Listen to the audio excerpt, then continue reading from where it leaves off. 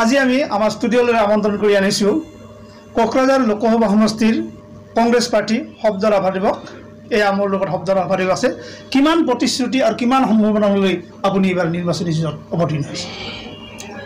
ভাৰতীয় জাতীয় কংগ্ৰেছ দলে কোকৰাঝাৰ লোকসভা সমষ্টিত প্ৰাৰ্থীক প্ৰক্ষেপ কৰাৰ খবৰটো শুনিয়ে ইয়াত এক উৎসৱ মুখৰ পৰিস্থিতিৰ সৃষ্টি হৈছে আৰু মই নিশ্চিত যে এই নিৰ্বাচনত বিপুল ভোটত জয়লাভ কৰিম বুলি মোৰ বিশ্বাস হৈছে। আপুনি প্ৰায়ভাগ মিটিঙতে এটা কথা কৈছে বা সবাই কৈ আছে যে BTC বা BPF দলে সম্পূৰ্ণ ব্যৰ্থ হৈছে। এই ক্ষেত্ৰত আজি আপুনি কি ক'ব খুজিছে?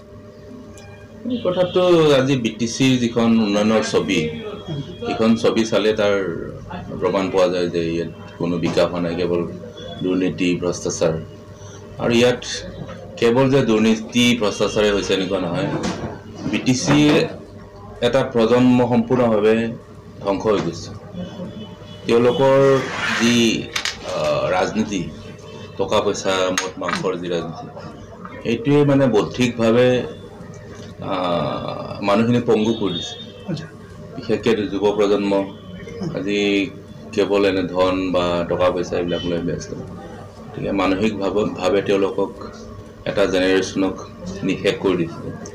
কেৱল যে দুৰ্নীতিয়ে কৰিছে এনেকুৱা নহয়, এইটো মানে যিটো কুফল সেইটো বহুত বছৰ ধৰি ভৰি গ'ল।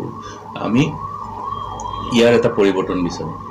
BTCত আমি এক ভেলু বেছ পলিটিক্স, মূল্যবোধৰ ৰাজনীতি আমি আৰম্ভণি কৰিব বিচাৰোঁ।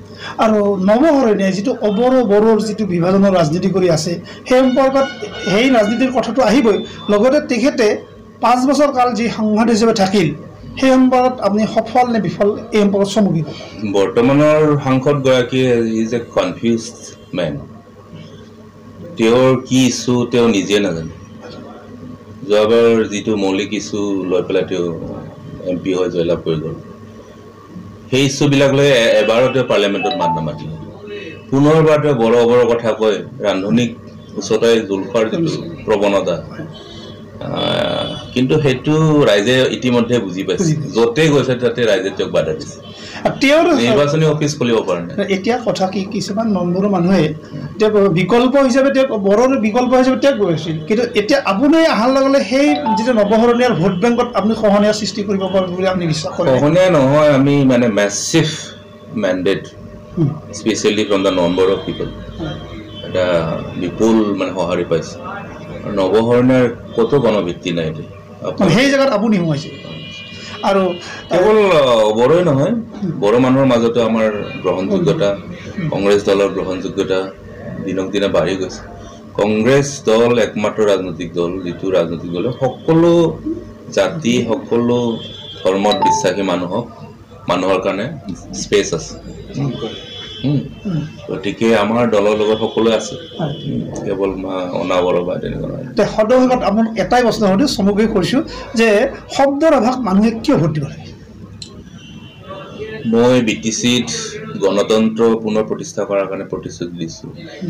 এই অঞ্চলৰ সকলো জাতি জনগোষ্ঠীৰ জীৱন আৰু সম্পত্তিৰ নিৰাপত্তা সুনিশ্চিত, তেওঁলোকৰ সাংবিধানিক অধিকাৰ সুনিশ্চিত কৰাৰ কাৰণে, তেওঁলোকৰ ভূমিৰ অধিকাৰ সুনিশ্চিত কৰাৰ কাৰণে, প্ৰতিটো জাতি জনগোষ্ঠীৰ ভাষা, কলা, সংস্কৃতি, পৰম্পৰা এইবিলাকৰ সাংবিধানিক সুৰক্ষাৰ কাৰণে মই কাম কৰিম বুলি তেওঁলোকক প্ৰতিশ্ৰুতি দিছোঁ।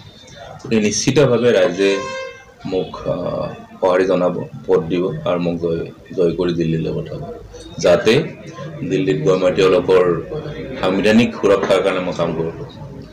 এয়া আছিল কোকৰাঝাৰ লোকসভা সমষ্টিৰ কংগ্ৰেছ প্ৰাৰ্থী শব্দ ৰাভা।